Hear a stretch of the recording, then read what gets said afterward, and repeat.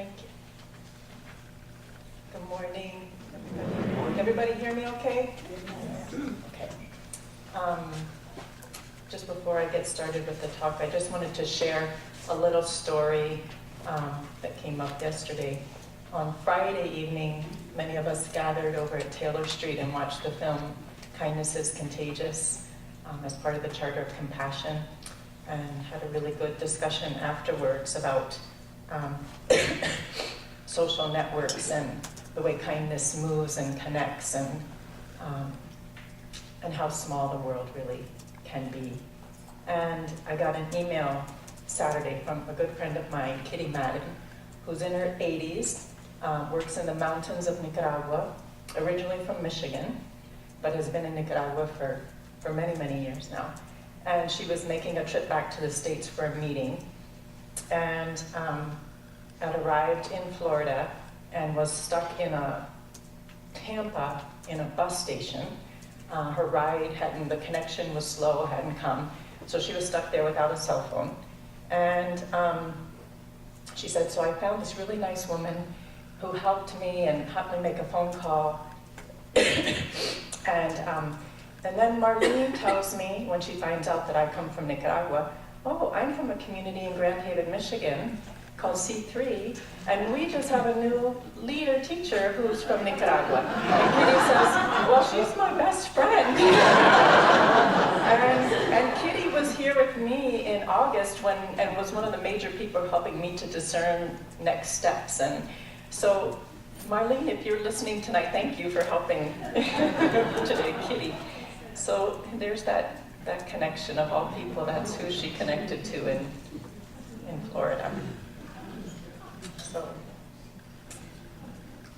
So this week, on Monday, as a country, we remembered Dr. Martin Luther King.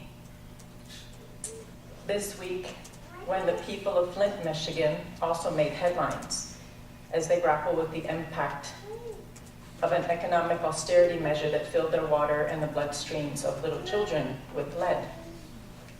This week, when the people of Detroit made headlines due to teacher and community protests over conditions of neglect in the public school system. This week, when a new report finds that people of color are 2 times as likely to live within a mile of our country's most dangerous industrial chemical facilities compared with white people.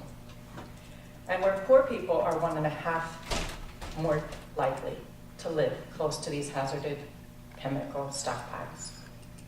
And this week, when a new report by Oxfam on global inequality finds that the world's richest 62 billionaires now own as much wealth as 1/2 of the entire world.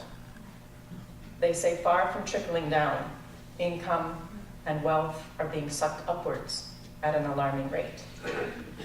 And that our current economic system and economy for the 1% is broken and failing the majority of people and the planet. This week, we remembered the enormous civil rights movement in this country, its leaders, its many leaders, and we remember Dr. Martin Luther King, his life, and his dream. In the communities and the cultures that I've worked in here and in Latin America in the last 30 years, 2 things stand out as crucial in efforts for social justice and peace: dreams and historic memory. Years ago, I remember an indigenous woman from Colombia who was staying with us for a time, and she noticed that we often shared our dreams in our family. She said it made her feel at home. And she said in her culture, dreams are central to the life of the community. She said they are so important that you must share your dream before you can eat in the morning. And when a very strong dream comes, a very great dream, those dreams go to the spiritual leaders. Because strong dreams are not just for the individual, they're for everyone. They're a gift to and responsibility of the entire community.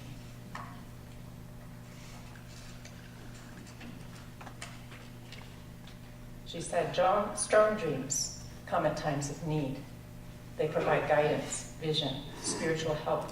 They are medicine. They are power. Throughout history, literature, spiritual traditions, strong dreams are often given to reluctant prophets, unlikely leaders, mystics, healers, often to those at the bottom and on the margins. And in our lifetimes, Dr. Martin Luther King carried one of those very strong dreams. An enormous dream. A dream for our country and a dream for the entire human community. He first gave us the gift of this dream in August 1963 on the steps of the Lincoln Memorial at the Great March on Washington for Jobs and Freedom, a march of poor people. On Monday, I watched and listened again to him making that speech in 1963. I was a year old when he made it, and today, 50-some years later, you can still feel the full power of that dream rolling through him into a sea of people and out into the world. You can see the energy of it shining through him, the most beautiful, the most brightest star. A dream to guide the nation, a dream that came straight through a noble heart, a dream for the beloved community, a dream to follow still. In her poem for Martin Luther King, Maya Angelou writes, I'll try to do it justice. Reverend Martin Luther King, the great soul, flew from the Creator, bearing manna of hope for this country, starving severely from an absence of compassion. The whole man came forth with a brain of gentle wisdom to persuade quiet upon the loud misery of the mob. A whole man stood out with a mellifluous voice to bind the joints of cruelty. A whole man came in the midst of a murderous nightmare, surrounded by demons of war. He dared to dream peace. With a heart of faith, he hoped to resurrect this nation. Martin Luther King faced the racial mountain of segregation and made it move. A giant mound of human ignorance, centuries old and rigid in its determination, did move, however slightly, however infinitesimally, it did move. So strong was this dream that like a great storm, it kept gathering energy, expanding to touch on everything: racism, poverty, materialism, South Africa, apartheid, militarism, Vietnam, Guatemala, empire. And like a great storm, he landed on everyone's radar. Days after his I Have a Dream speech, the head of the FBI's counterintelligence program wrote a memo about him. In the light of King's powerful demagogic speech yesterday, he stands head and shoulders above all other Negro leaders put together when it comes to influencing great masses of Negroes.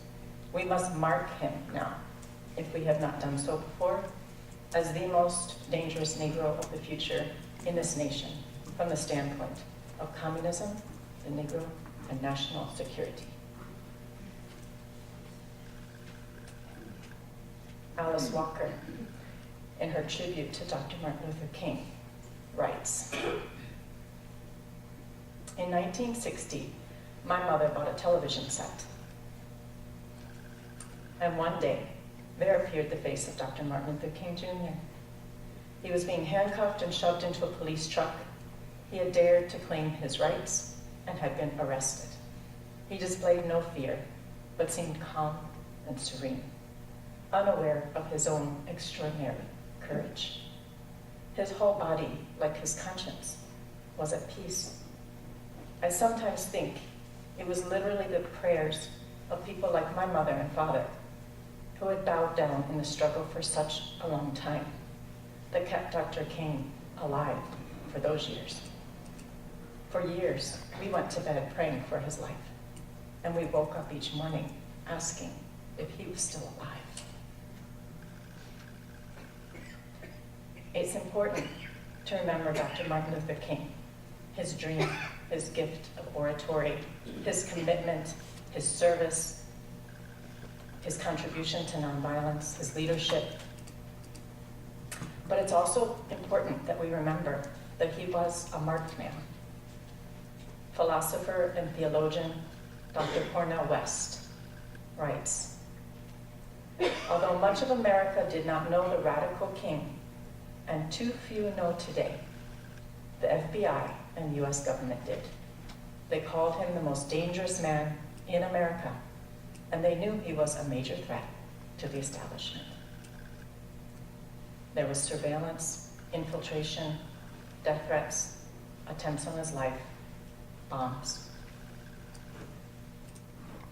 Thanks to Trent Gillis from that wonderful program on Being, I learned of a sermon recently that Martin Luther King gave on Christmas 1967, 4 months prior to his assassination, and the opening words from this morning's reflection come from that sermon. He spoke of the interconnectedness, of the sacredness of all life. He spoke of peace and goodwill. He also spoke of a world sick with racism, poverty, violence, and war. He spoke of his dream, and he also spoke of a nightmare. Harry Belafonte, his friend, says, I remember the last time we were together at my home, shortly before he was murdered. He seemed quite agitated and preoccupied, and I asked him what the problem was. And he said, I've come upon something that disturbs me deeply. We have fought long and hard for integration, as I believe we should have, and I know that we will win. But I've come to believe we may be integrating into a burning house. April 3rd, 1968, in Memphis, Tennessee, Dr. King gave his famous Mountaintop Speech. It's a fiery speech. You can hear the organizer in him. He's exhorting people to organize vote by vote, block by block. He speaks of poverty, of the strategic use of economic power, of divestment, of direct action, of not stopping in the face of spit, dogs, water hoses, beatings, bombs, jailings, and threats. And he encourages workers to strike, and for everyone to support them, for everyone to make a stand with their lives. And you can hear that organizer in him, speaking of apartheid from South Africa to Alabama, empowered by a dream so strong. And it was that day that he spoke his infamous words. I may not get there with you, but I want you to know tonight that we as a people will get to the promised land. And I'm so happy tonight. I'm not worried about anything, and I'm not fearing any man. The next day, on April 4th, 1968, he phoned Ebenezer Baptist Church in Atlanta with the title of his Sunday sermon, Why America May Go to Hell. At 6:01 p.m., the final shot was fired. The bullet entered his right cheek, smashing his jaw, and traveled down his spinal cord. The coroner said his heart was that of a 60-year-old man due to the tremendous stress of the civil rights movement. And Alice Walker, again, in her tribute to Dr. King, speaks to the collective shock and trauma of his murder. She writes, I could not bear to hear his voice for a very, very, very, very long time.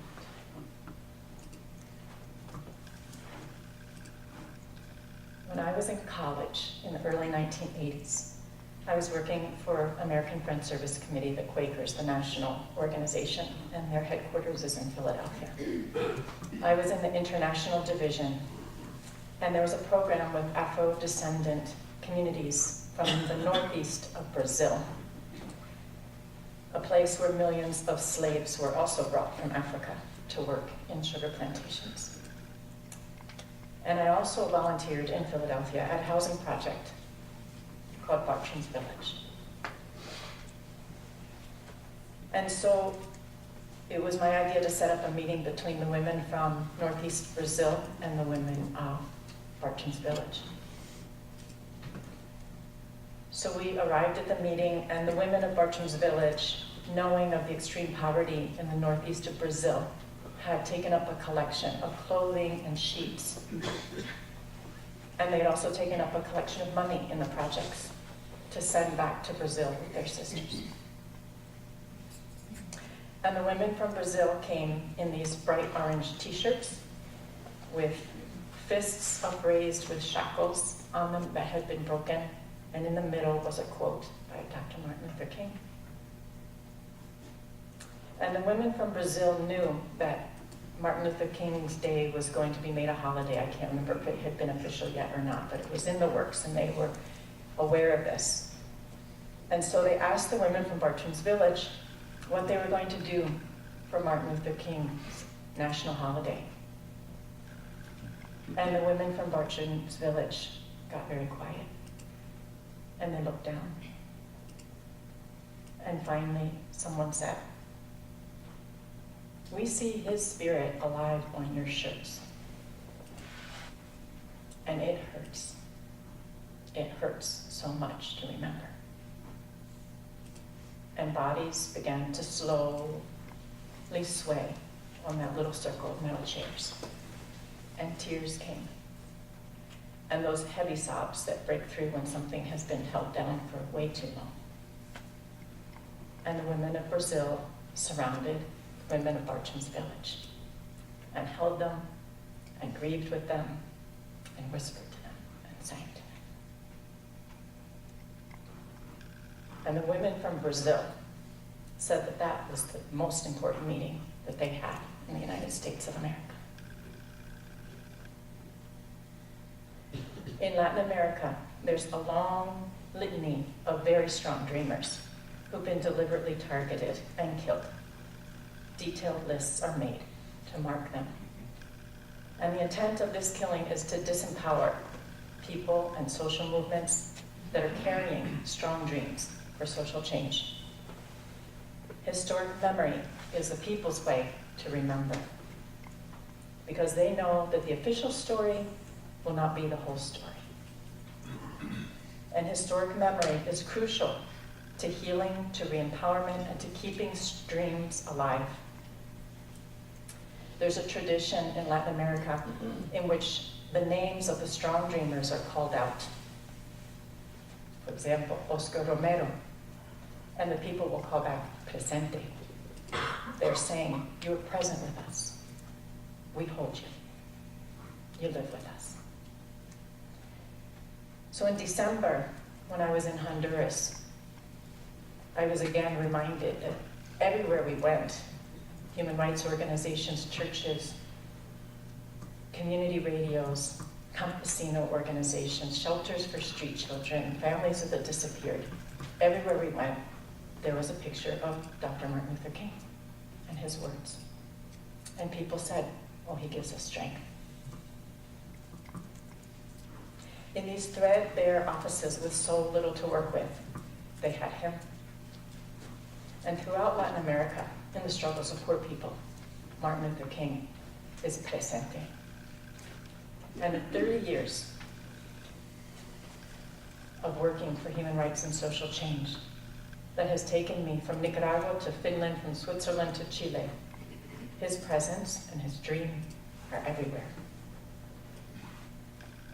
Here in the United States, in the hotel room in which he was killed, there's a plaque that has these words: "Behold, here comes the dreamer. Let us slay him, and we shall see what becomes of his dream." It's important to remember Dr. King, and it's important that he has a national holiday, and it's important that there's a monument in Washington, D.C. But it's most important, as Maya Angelou says, to remember the whole man who came forth in the midst of a nightmare, surrounded by demons of war, with such a very strong dream.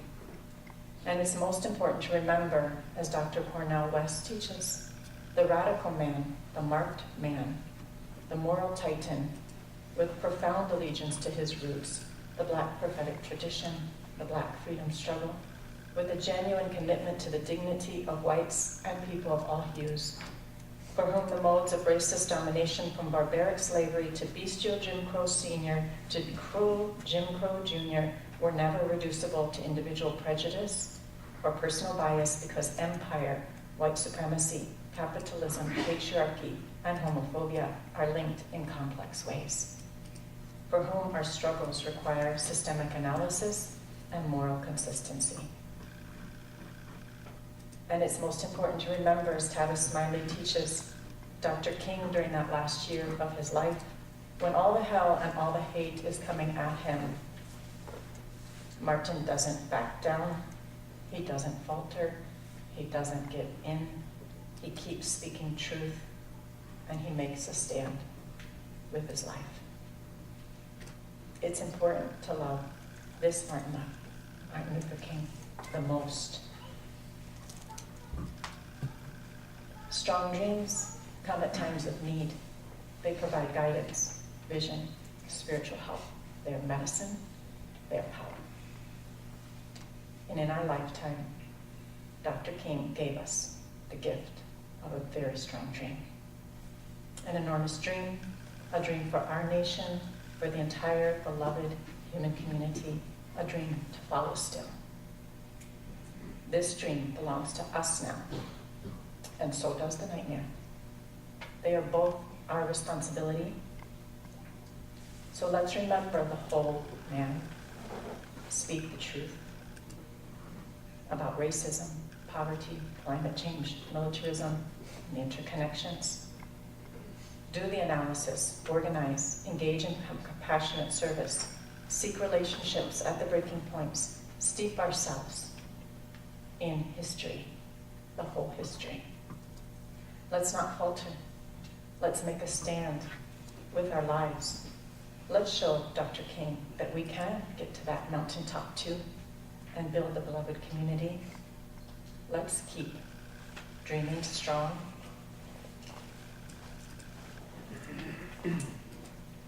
This is an excerpt from a poem by Alice Walker, written for Dr. King in 2015. As we slip into the new dark ages, you become more dear to me.